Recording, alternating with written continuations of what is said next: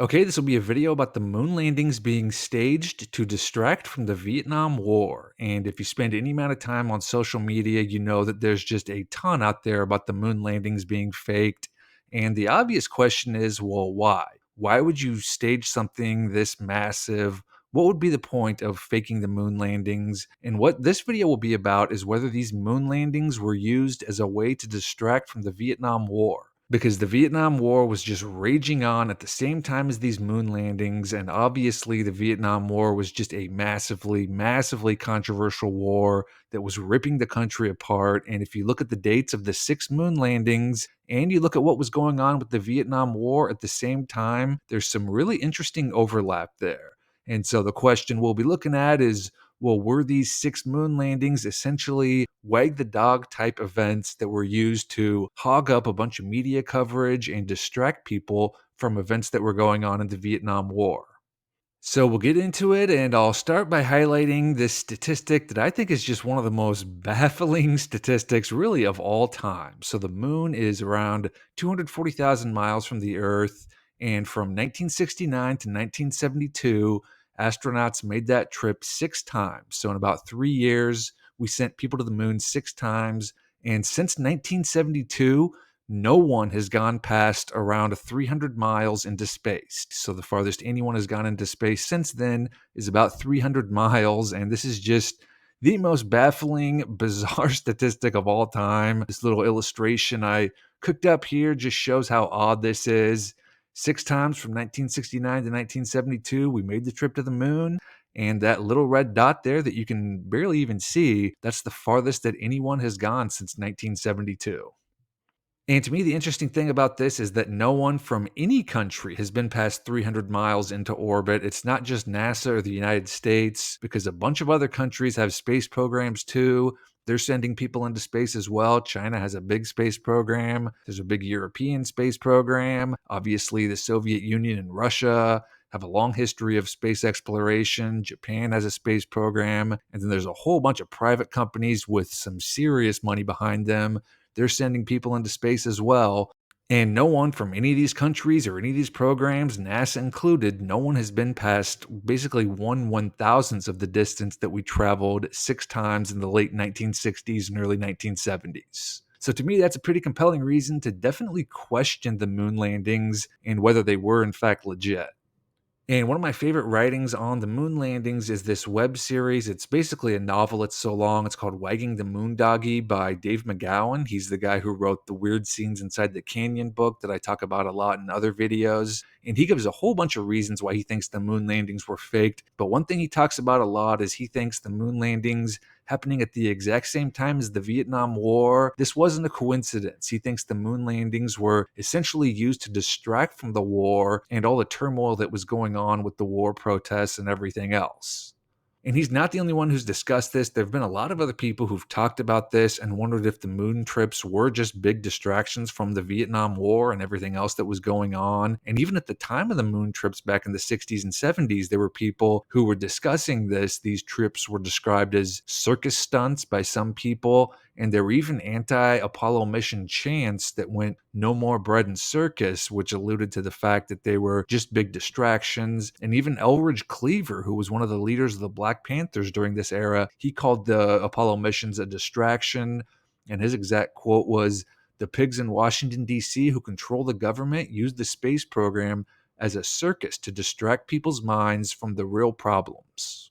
Because it's definitely true that the press coverage for these moon landings was pretty much unprecedented, especially for the first few moon landings. They just dominated the news cycle and pushed everything else going on in the world to the side, constantly covered in newspapers, tons of magazine covers, more magazine covers, even more magazine covers. TV news was just dominated by the moon trips, and that meant that a lot of very controversial things that were going on with the Vietnam War at this time were either ignored or they didn't receive nearly as much attention as they should have gotten because they were overshadowed by the media coverage of the moon landings. And so I figured I would go through the moon trips one by one and talk about the Vietnam War events that just happened to be going on at the exact same time, that were really pushed to the side and even ignored in a lot of cases because of the coverage of the moon landings. And first up, we'll go all the way back to July of 1969, and something really major happened that started to expose just how nasty the Vietnam War was becoming. Because this guy, Francis Reitemeyer, went through training to go to Vietnam, and then he said, "No, I don't agree with this. I don't want to go to the war." And he hired an attorney, he filed a petition, and he presented his case for why he didn't want to go to the war. And in July of 1969, he won his petition and he was granted conscientious objector status. And the reason this was a big deal was because he had been trained to be part of the CIA's Phoenix program. And once he was granted this conscientious objector status, all the details of his testimony about his training for this Phoenix program was made public. And this was really the first time that details of the Phoenix program were revealed to the public. And the stuff he revealed about the Phoenix program was just horrific. And the part that was really disturbing to a lot of people was that this Phoenix program targeted civilians in Vietnam. They were referred to as VCI, Viet Cong infrastructure, or sympathizers. So it wasn't just the soldiers who were fighting in the war who the Phoenix program targeted. It was just everyday civilians who supported the soldiers, their family members, people like that. And this book written about the Phoenix program covers everything that Francis Reitemeyer talked about in his testimony. And it says Reitemeyer was told that he would be required to maintain a quote unquote kill quota of 50 bodies per month. And it goes on, it says, as an example of what was expected of him, Reitemeyer was told of one VCI suspect being killed by said mercenaries and thereafter decapitated and dismembered so that the eyes, head, ears, and other parts of the descendant's body were displayed on his front lawn as a warning and inducement to other VC sympathizers. And Francis Reitemeyer also talked in his petition about how the goal of this Phoenix program was to basically terrorize and murder these citizens who were supporting the Viet Cong and do it in such a brutal fashion that it would basically intimidate others into stopping their support of the Viet Cong.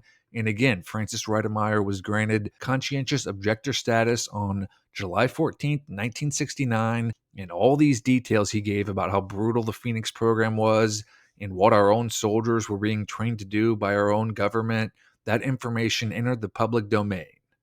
And this really should have been just a huge news story, but it just so happened that the very first moon trip happened very shortly after his court case on July 16th, 1969. And this really distracted from Francis Reitemeyer's revelations about the Phoenix program because the moon landing was just the ultimate news story. There was all day TV coverage on every channel. And not just the moon landing itself, but the build up to the moon landing just got so much attention. There were front page updates on the astronauts and their training, and all these massive news stories in the weeks and days leading up to the launch. There were these human interest features on the astronauts, really making them into like larger than life type figures. These pictures are from a feature on the personal lives of the astronauts. And then the moon landing happened, and it was just everywhere. It was all anyone talked about. And the whole story of Francis Reitemeyer and the awful stuff that he was being trained to do as part of the Phoenix program, it just got buried, totally lost and overshadowed. There were just a few news articles about his discharge and what he'd said as part of his appeal, but it really didn't become nearly as big of a story as it should have been. And not only was the build up to the moon landing and the landing itself a huge story, but it was just a massive story once the astronauts returned. There were parades for them and all these stories about their moon trip. It just dominated the news for a really long time. And these really bombshell revelations that Francis Reitemeyer was talking about just got basically overshadowed and totally forgotten about. Then in November of 1969, so only 4 months later, there were a couple really interesting things that happened. So first off, the whole protests against the Vietnam War, they were just getting totally off the chain. October 15th, 1969 was known as Moratorium Day, when quite literally millions of people in cities all throughout the United States held these massive parades and protests against the Vietnam War. And then a couple weeks later, on November 15th, 1969, the largest anti war demonstration in U.S. history took place in Washington, D.C., when it was estimated that up to 300,000 people went to Washington, D.C. and marched against the war. And these protests were getting very violent too. So at this exact same time, in November of 1969, the headquarters for Chase Bank Standard Oil and General Motors in Manhattan were all bombed by Vietnam War protesters. And these weren't some like small bombs, these were big bombs and they did a lot of damage. So the protests around this time were getting just really massive and really violent, but the big news right around this time was on November 12th, 1969. So again, November 1969, when Seymour Hersh broke the story of the My Lai massacre. And as the name suggests, it was basically that. It was a massacre. It's just a brutal story. So the details that Seymour Hersh reported was that it was estimated that up to 500 civilians, almost all of them women, children, and the elderly, were murdered by U.S. soldiers.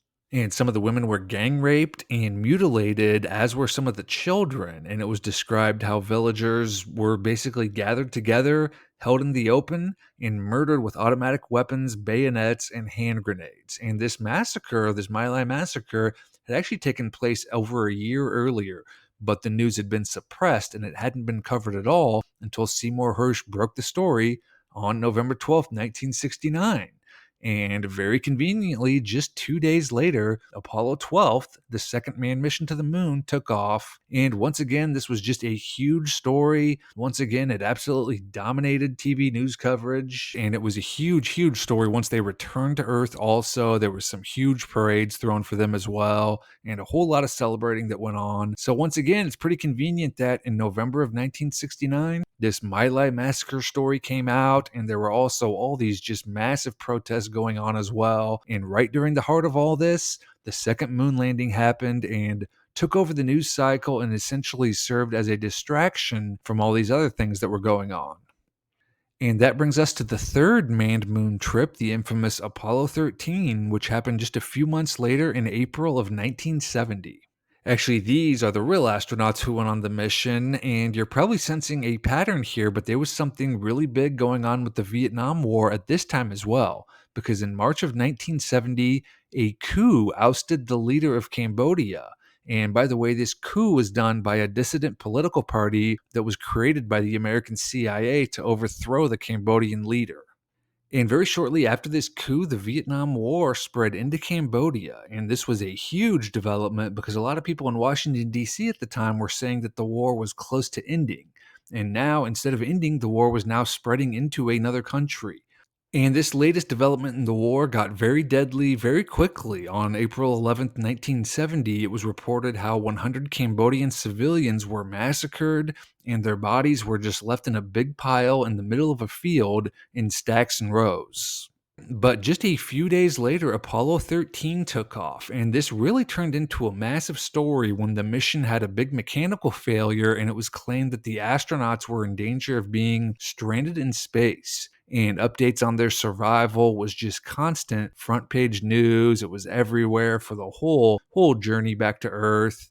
And very interestingly, as this whole drama of Apollo 13 was playing out, a Vietnam veteran named Ed Murphy and two other Vietnam veterans held simultaneous press conferences in New York, San Francisco, and Rome. And all three of these men had been part of the Phoenix program, and they held these joint press conferences in the hopes of increasing awareness of the Phoenix program and just how brutal the whole program was. Because even with the earlier testimony of Francis Reitemeyer that we talked about earlier, the Phoenix program was still at this point mostly unknown. And this Ed Murphy is the guy who's credited as the one who really exposed the Phoenix program with this press conference of his. And he described the Phoenix program as nothing less than a bounty hunting program. And he talked about just brutal things like suspects being raped and tortured. But probably not surprisingly, since these press conferences were going on right during the drama of the Apollo 13 mission, they really got very, very little press coverage. There were just a few assorted stories about these Vietnam vets holding their joint press conferences and talking all about the Phoenix program, but there really wasn't anything major at all because it was just totally overshadowed by the big story at the time of Apollo 13 and the astronauts returning back to Earth. Then we go to 1971 and we return to the story of the My Lai massacre because a trial happened to determine who was responsible for the massacre, and this Army Lieutenant William Calley was charged with over 100 counts of premeditated murder and as being the person who ordered this massacre. And during this William Calley's trial, all these just horrific details about the My Lai massacre came out during the trial. And one of the soldiers who served under William Calley was this guy named Paul Meadlow. And he told a story during the trial of how William Calley ordered him to round up 30 villagers, and then he just lined them up in a row, and he witnessed William Calley empty 4 or 5 magazines into them from 20 feet away. So it was just awful stuff like this is what came out during this My Lai trial. And the whole trial lasted from November 1970 to March of 1971. It was very controversial because some people actually argued that William Calley was just a scapegoat and that there were many people far higher up than him who should have been on trial as well. And right during the heart of this trial, as all these just brutal details were coming out, Apollo 14 was launched on January 31st, 1971. Once again, the launch was a big story. It just grabbed a ton of headlines. There was a lot of coverage of their time spent on the moon, and they returned to Earth on February 9th, 1971. And so, again, as with these other moon landings and how they all happened during significant events in the Vietnam War, this Apollo 14 landing happened right during William Calley's My Lai trial when all these awful details about what had happened there were coming out. And then we go a few months later to the summer of 1971. And in June of 1971, the New York Times began publishing the Pentagon Papers. And these were leaked papers that basically told the true story of our involvement in the Vietnam War and how there was just a whole bunch of bombing raids and attacks that were going on that just weren't being reported by the media, and basically talking about how the American people and even Congress had just been totally lied to about how big and nasty the war had become. And right after the New York Times started publishing details of these Pentagon Papers, the U.S. Department of Justice sued them to stop the New York Times from publishing these papers. The Times appealed, and this went all the way to the Supreme Court. And the Supreme Court eventually allowed the Times to continue reporting on the Pentagon Papers, and they resumed reporting on them in early July.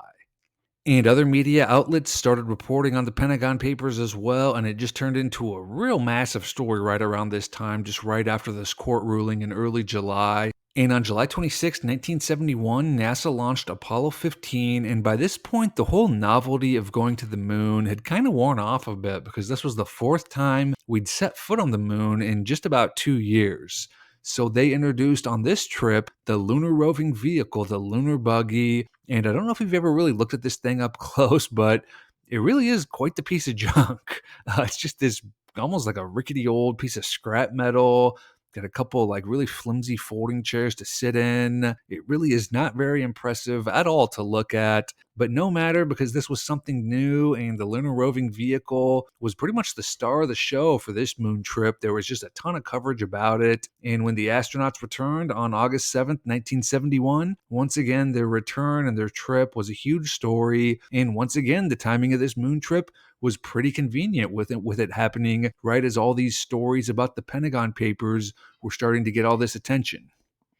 And then returning to the Vietnam War, so on March 30th, 1972, the North Vietnamese troops mounted just a massive offensive in the demilitarized zone, and they pummeled the area with rockets and mortars. This was the biggest attack in Vietnam in 4 years, and it was a big deal because the narrative at the time in Washington, D.C. was that the end of the war was very, very close at hand.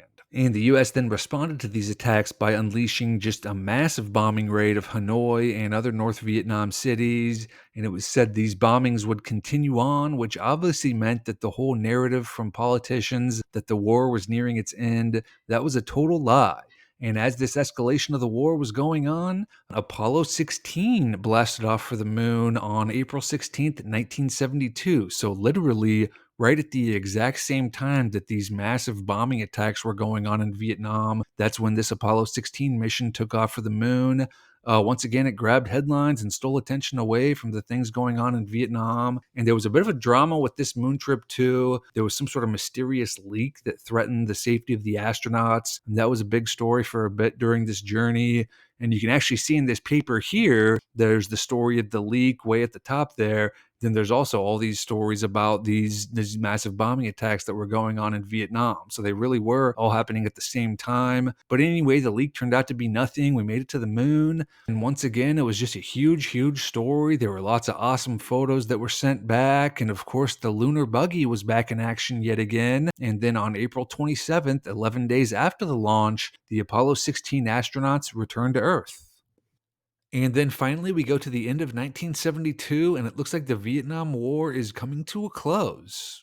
Negotiations regarding a ceasefire were happening, and Henry Kissinger was the US rep in these negotiations, and he said we were 99% of the way to a ceasefire. But then talks broke down, and the US renewed their assault. In late December of 1972, the US did a bombing campaign that was described as the heaviest bombing campaign of the entire war. This raid was known as Linebacker 2, and it dropped 20,000 tons of bombs and killed almost 1,700 civilians. And this bombing raid was called localized extermination because it just wiped so many people out. And right during these attacks, because they began on December 18th, the final manned trip to the moon took place. Apollo 17 took off on December 7th, 1972, and returned back to Earth on December 19th. And as with every moon trip, it was a huge story. There were articles everywhere. It was a big old parade and a celebration for these astronauts when they returned. And this whole celebration and all these articles about their return, this was all going on while the Linebacker 2 bombing raids were happening.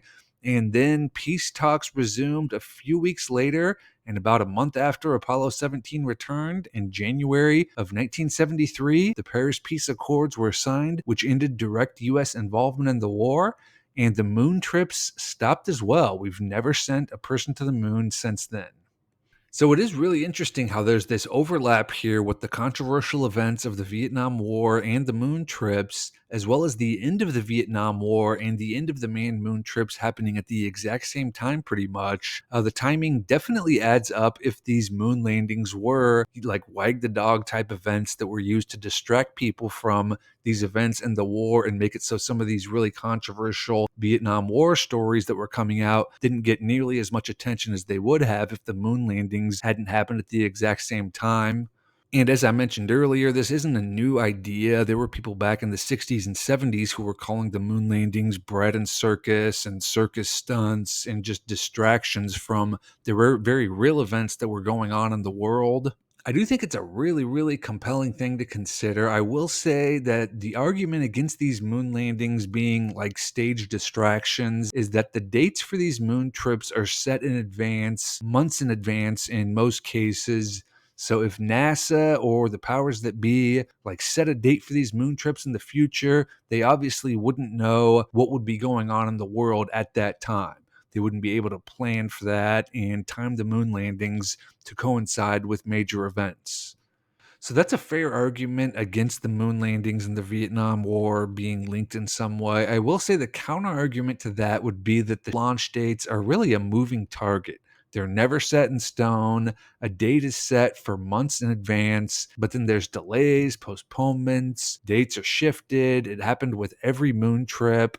Apollo 14 was originally supposed to happen in July of 1970. Then it got delayed to October and December, and it didn't launch until January of 1971. Apollo 11 was scheduled to launch sometime in July or August of 1969, so it was a pretty vague date. It eventually left on July 31st.